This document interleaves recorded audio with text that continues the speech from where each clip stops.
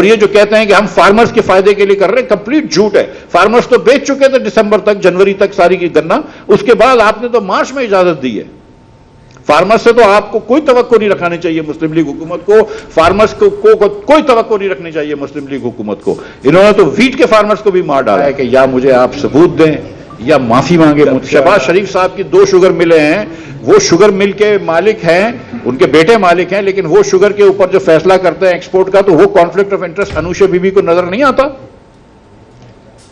जब इसाक डार साहब sugar advisory committee के चेयरमैन बनते हैं as foreign minister of Pakistan, कभी पाकिस्तान की तारीख में फॉरेन मिनिस्टर शुगर एडवाइजरी का चेयरमैन नहीं बना है, या इंडस्ट्रीज मिनिस्टर बनता है, अगर उसका कोई मसला हो तो कॉमर्स मिनिस्टर बनता है। पहली मर्तबा फॉरेन मिनिस्टर साहब जो हैं वो चेयरमैन बने।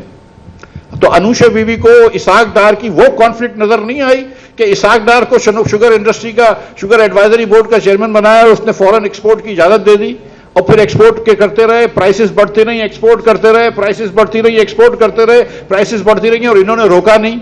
ये नजर नहीं आया अनूशा बीबी को इसाक डार के बारे में। तारिक फजल चौधरी को यह नजर नहीं आया कि अगर एक वजारत एक वजीर हो आईटी कंपनी की और टेलीकॉम्स की, और वो अपने शौहर को पीटीएसएल को फोर्स करके अपने शौहर को डायरेक्टर बना दे जहां पे लाखों रुपए की मराहत मिलती हैं, तो अनूशा बीबी को और तारिक फजल चौधरी को यह नजर नहीं आया कॉन्फ्लिक्ट ऑफ इंटरेस्ट। अगर कॉन्फ्लिक्ट ऑफ इंटरेस्ट 2022-23 में था, तो फिर 2023-24 में वो प्रोग्राम को 15 अरब रुपए से क्यों बढ़ा दिया गया? अगर कॉन्फ्लिक्ट ऑफ इंटरेस्ट 2022-23 में था, तो 2024-25 में बढ़ाया, 2025-26 में अभी तक क्यों चल रहा है? तो फिर अगर पेपरा रूल्स 2022-23 में फॉलो नहीं किए गए, तो 24-25 में 25-26 में हुए? पेपरा रूल्स तो इधर अप्लाई नहीं होते, पागल जैसी बातें कर रहे हैं। मतलब ये बेबुनियाद बातें इसलिए कर रहे हैं कि मैं इनके बारे में सच बोलता हूं।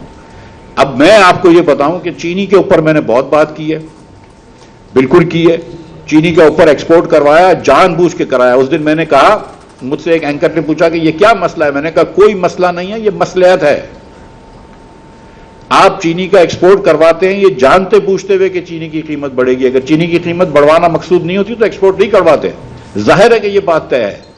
और आज इंपोर्ट जो कर रहे हैं उससे भी मैं आपको बताऊं कि मिल का ही फायदा होगा। क्यों फायदा होगा? मिल ओनर्स का, क्योंकि अब जब इंपोर्ट होगी तो अब तो प्राइसेस बढ़ गई ना, 200 रुपए के ऊपर तो हो गई, चिड़िया चुग गई खेत। अब जब ये 200 रुपए से प्राइस जो है नवंबर में जब चीनी आएगी बाहर से, तो क्या होगा?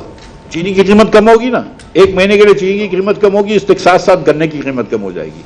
वो जो सारे साल का गन्ना खरीदेंगे उसकी कीमत कम हो जाएगी नवंबर में, क्योंकि नवंबर में ये क्रशिंग शुरू करते हैं। आप सोचें कि जिस महीने क्रशिंग शुरू कर रहे हो उस महीने क्यों चीनी मंगवा रहे हो? उससे पहले तुम्हें समझ नहीं आई, जुलाई में तुमको समझ नहीं आई थी, जून में तुमको समझ नहीं आई थी कि चीनी इंपोर्ट करनी है, मई में तुमको समझ नहीं आई थी कि इंपोर्ट करनी है।